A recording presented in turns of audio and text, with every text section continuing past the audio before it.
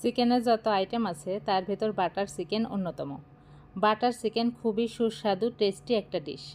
আর এই বাটার চিকেনটা ভাত, পরোটা, পোলাও, লুচি, নান সব কিছুর সাথে খেতে দুর্দান্ত লাগে। বাটার চিকেন তৈরির জন্য প্রথমে আমি একটা পাত্রে 500 গ্রাম বোনলেস চিকেন ছোট পিস করে কেটে নিয়েছি।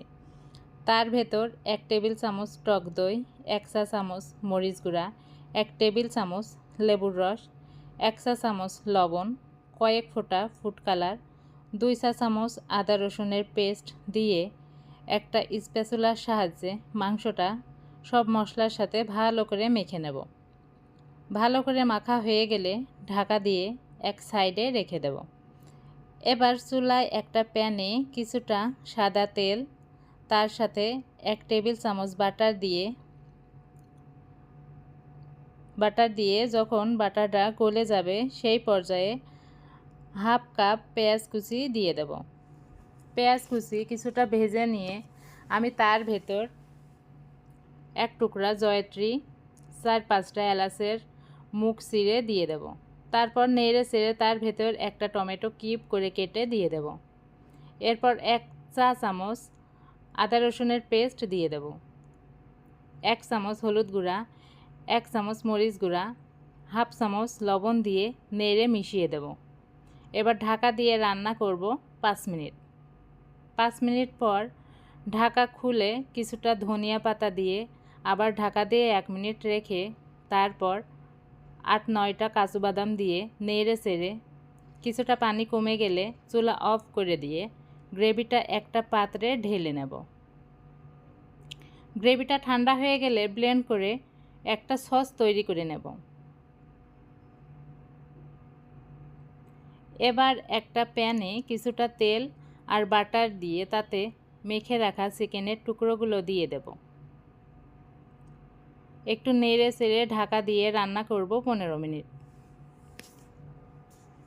15 মিনিট পর ঢাকা খুলে নেড়ে চেড়ে মাংসগুলো ভাজা ভাজা করে নেব।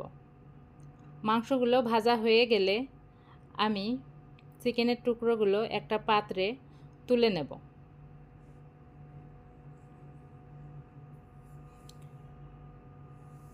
এরপর সেই একই প্যানে ব্লেন্ড করে রাখা সসটা ঢেলে দেব।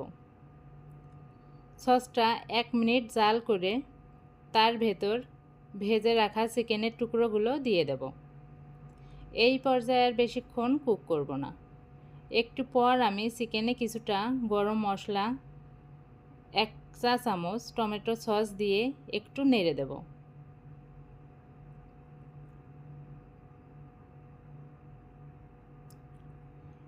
এরপর আমি 2 টেবিল চামচ পরিমাণ হেভি ক্রিম দিয়ে দেব।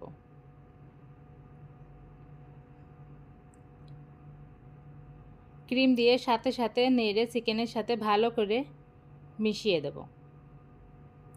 শেষ পর্যায়ে আবার কিছুটা বাটার দিয়ে দেব। এবার কিছু ধনিয়া পাতা দিয়ে নেড়ে মিশিয়ে দিয়ে চুলাটা অফ করে দেব। গ্রেভিটা একটু পাতলা অবস্থাতেই নামাতে হবে, কারণ এটা ঠান্ডা হলে আরও কিছুটা ঘন হয়ে যাবে। পরিবেশনের সময় চাইলে কিছুটা বাটার আর ধনিয়া পাতা দিয়ে সার্ভ করতে পারেন। আশা করি আমার আজকের রেসিপিটা আপনাদের ভালো লেগেছে। যদি ভালো লেগে থাকে তাহলে আমার চ্যানেলটাকে সাবস্ক্রাইব করে দেবেন। আর যারা ফেসবুক পেজ থেকে দেখছেন তারা আমার পেজটাকে ফলো দিয়ে দেবেন।